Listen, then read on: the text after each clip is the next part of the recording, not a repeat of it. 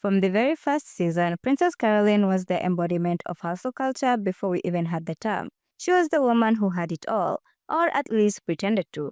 She was Bojack's agent, his babysitter, his therapist, his emotional punchbag, and somehow still the person keeping his career alive. But beneath that pink fur and perfectly accessorized wardrobe was a woman stretched paper thin. Every success came with exhaustion, and every victory was immediately followed by the next crisis. She'd sprint through the day in heels, phone in hand, fixing everyone else's messes, only to come home to an empty apartment and a voicemail from her mother reminding her that she wasn't enough. Princess Carolyn's entire identity is tied to being useful. She had to be the one who got things done because deep down she believed love and happiness were rewards that you earn after you've worked hard enough, not the things you deserve for being human. And that's the tragedy of her arc.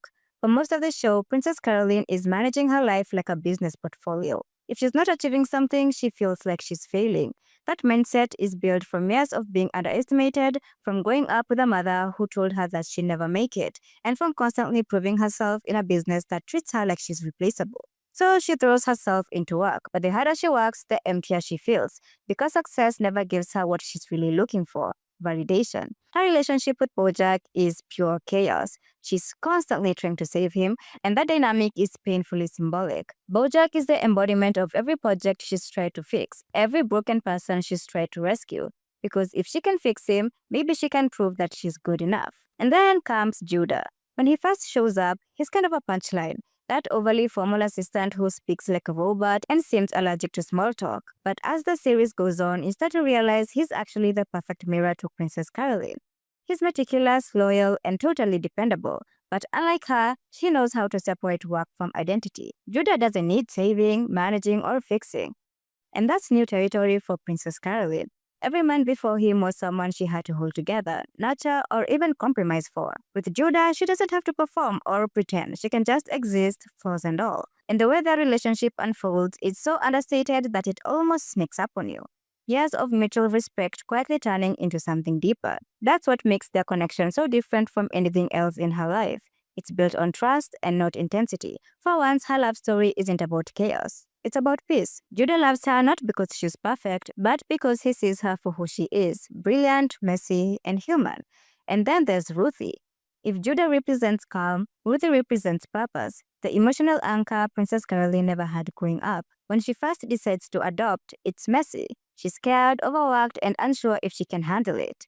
But she does it anyway. Ruthie becomes this tiny but transformative force in her life.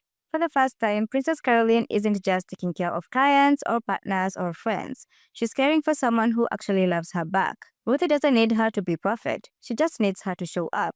And that's huge because Princess Carolyn has spent her whole life showing up for people who never reciprocated. Remember the Ruthie episode? The one where we think it's being narrated by her future great-great-granddaughter, only to find out it was all a story Princess Carolyn told herself to survive a terrible day? That episode was about hope, about convincing herself that maybe all her pain would one day mean something. By the end of the series, that hope actually becomes a reality. She really does have Ruthie. She really does have a family. The story she told herself to keep going actually came true. Judah and Ruthie are proof that all her struggle wasn't for nothing. They are the life she never thought she could have. It's not perfect or easy, but it is peaceful and real. Together they represent two sides of her healing. Judah gives her partnership without pressure, and Ruthie gives her love without conditions. For someone who spent her entire life proving her worth, that's the real happy ending. Finally being loved for simply existing. Her story with Judah and Ruthie shows that love doesn't always arrive as a grand gesture or a dramatic transformation. Sometimes it comes in the form of consistency, a partner who listens, a child who looks up at you like you're their whole world, a home that feels calm. And it's beautiful because she didn't have to give up her ambition to get there. She's still the same driven, capable, pink powerhouse that we've always known. She's no longer just doing it all alone. If you enjoyed this video, please like, comment, and subscribe. Tell me your thoughts down below, and I will see you next time. Bye!